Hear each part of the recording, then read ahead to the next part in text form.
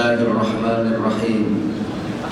Alhamdulillahi Rabbil Alamin. Wabihi nasta'inu ala umuri dunya waddin.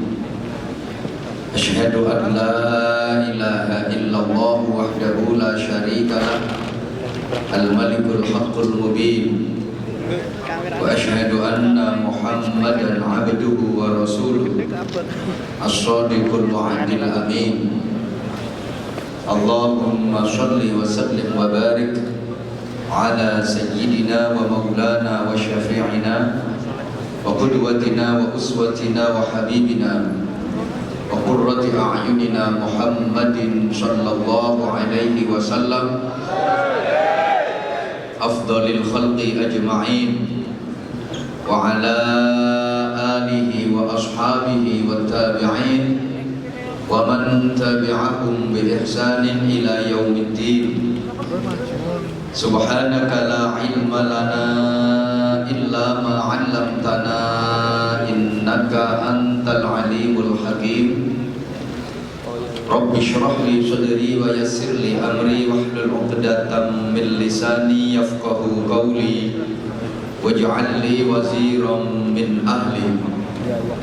Allahumma nawwir qulubana wa quluba dhurriyyatina wa quluba jama'atina binuril ma'rifah wa ilmil mukashafah wal basirah ya fattahu ya alim. Iftah qulubana wa qulubahum futuhal arifin.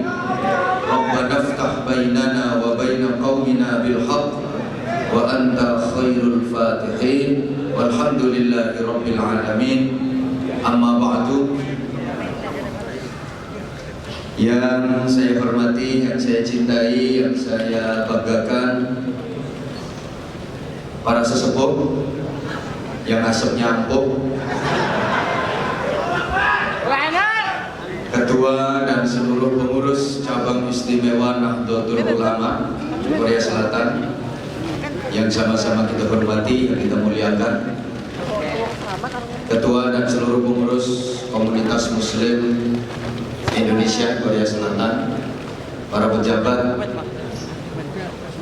Kedutaan Besar Republik Indonesia di Seoul yang berkesempatan hadir, para imam masjid, para imam musola, baik imam besar, imam sedang maupun imam kecil,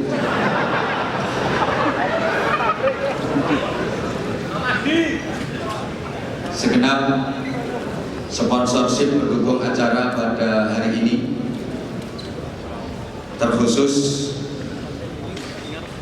seluruh kepengurusan Musola Al-Azhar yang sedang melaksanakan milad yang ketiga. Mudah-mudahan senantiasa ditambah keberkahan oleh Allah Subhanahu wa taala.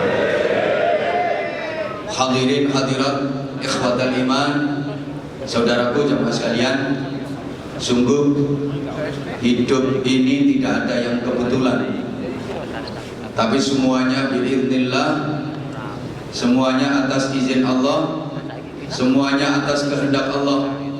Termasuk hari ini kita dihimpun di majelis yang mulia, majelis yang oleh Rasulullah disebut Raudhatul Jannah, taman surga. Ini juga atas izin Allah. Maka siapa yang hari ini hadir di majelis ini, insya Allah nanti di akhirat sama-sama akan berada di taman surga. Itu janji Allah, bahwa majelis-majelis ilmu, majelis-majelis zikir kelak di akhirat akan diangkat oleh Allah dan dijadikan sebagai taman surga. Siapa penghuninya? Ya orang-orang yang datang di majelis ini. Walaupun orangnya jemburis, malaikat itu lek nyatet borongan, nyatet siji-siji sampe akeh kesuwen le. Pokok wae sing mlebu kene dicatet apik. Betapa hari ini mungkin banyak umat manusia yang terlena, banyak umat manusia yang bahkan terjerumus dalam hura-hura jingkrak-jingkrak kemaksiatan, tapi kita ditolong oleh Allah, kita diberi hidayah oleh Allah untuk sama-sama hadir di majelis Allah, di majelisnya Rasulullah SAW. Saya sering sampaikan sabda Nabi betapa kita berada di majelis semacam ini 1 jam saja itu nilainya khairun min alfi rakaatin, lebih baik, lebih banyak nilai pahalanya daripada sholat sunnah 1000 rakaat. Prosoku nek potong kamu gak kira tahu sholat sunnah 1000 rakaat. Mesti ngomong dhewe yo gak tahu. Tapi kita berada di majelis semacam ini 1 jam saja itu nilainya lebih baik, lebih banyak pahalanya daripada sholat sunnah 1000 rakaat. Wa afdalu min ayyadati alfi maridin, lebih utama daripada menjenguk 1000 orang sakit. Wa afdalu min ziyarati alfi syahidin, lebih utama daripada berziarah ke makam 1000 orang mati syahid. Sungguh luar biasa. Mudah-mudahan kita diberi kekuatan Allah untuk bisa istiqomah dalam menjalankan majelis-majelis semacam ini. Bapak sekalian, apapun yang dilakukan oleh manusia itu sesungguhnya akan kembali kepada manusia itu sendiri, baik manfaat maupun madaratnya. In ahsantum ahsantum li anfusikum wa in asabtum falaha. Jika kalian berbuat baik, maka manfaat dari kebaikan itu sesungguhnya akan kembali kepada diri kalian sendiri. Sebaliknya, jika kalian berbuat jahat, maka madarat dan bencana bahaya dari kejahatan itu juga kembalinya pada diri kalian sendiri. Orang Jawa bilang, wong urip iku munduh wae pakarti.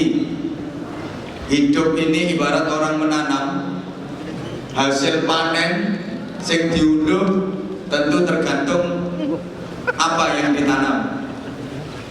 Allahumma sholli ala Muhammad. Karena hidup ini ibarat orang menanam, demikian pula beramal, beribadah itu juga bisa diibaratkan orang yang menanam. Tanaman itu hasil panenannya ada yang jangka pendek, ada yang jangka menengah, sedang, ada yang jangka panjang. Tanaman yang jangka pendek contohnya pisang. Apa mana? Ya gedang ya tunggale bro. Wong pisang itu gedang. Ganteng ohon. Ya termasuk jagung, padi itu termasuk jangka pendek, 3 bulan udah panen. Ada yang jangka menengah, panenannya sekitar 1 tahun, 2 tahun.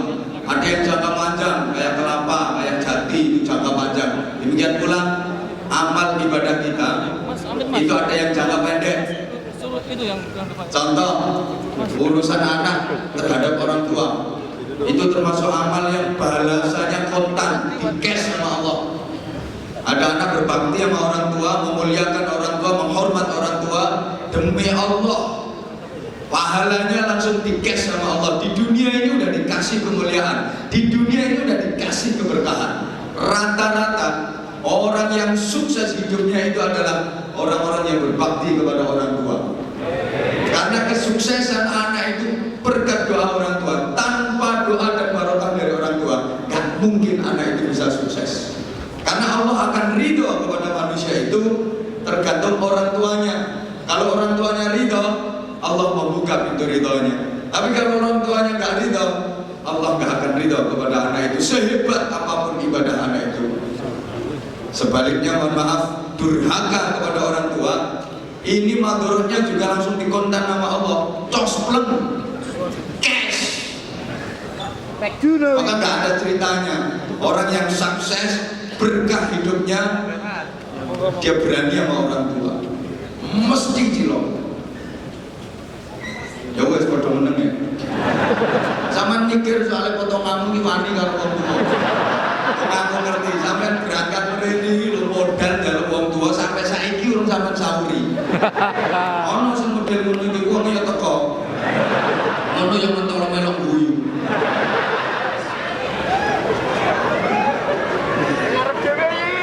Ada amal yang jangka menengah. Ini nanti manfaat atau madorotnya mulai terasa di alam barzakh. Contoh, sembrana, urusan najisnya air kencing, sembarangan dalam bersuci dari air kencing. Itu banyak riwayat betapa azab kubur itu kebanyakan karena orangnya sembrono, habis piece of the jur. Nek cewek itu gak beres, kadang-kadang ceweknya cuma pakai obat, maksudnya obat abit. Ono semua diselengke ibu cuek.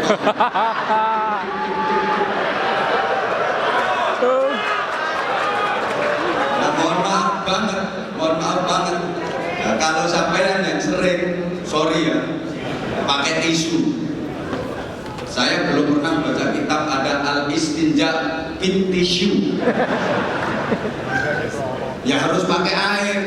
Kalau pakai batu ada, tapi kalau pakai tisu nggak ada. Walaupun tisu itu tisu basah, walaupun tisu itu wangi. Apa menang?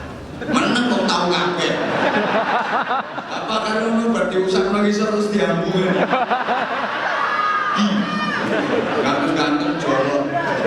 Pemane wong wedok nek diopok kok.